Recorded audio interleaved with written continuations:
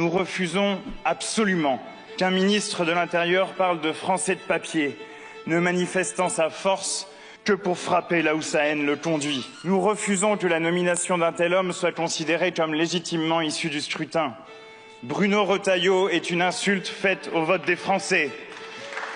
Mais comme on aime dans les beaux dîners vanter son autorité, sa fermeté, un petit frémissement de désir réprimé qui ramène aux années 30.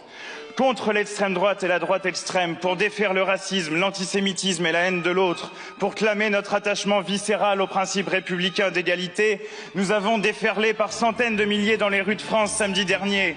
Elle était là, l'unité populaire contre les délires racistes, contre l'instrumentalisation de l'antisémitisme et pour le respect de la démocratie et de la souveraineté populaire. Là est l'espoir de notre pays. C'est la France des droits des femmes, des désirs libérés, des mouvements sociaux, des revendications ouvrières et de la créolisation. Une France vivant dans et par le monde, avec et pour les autres. La France n'est pas telle que la grande bourgeoisie aime se l'imaginer. Raciste comme elle, brutale comme elle, méprisante comme elle. La France regarde devant elle et place ses espoirs dans la longue tradition démocratique française, celle qui a fait trembler toutes les monarchies et toutes les plutocraties en disant au monde « Le peuple est souverain, le roi est mort, vive le peuple !»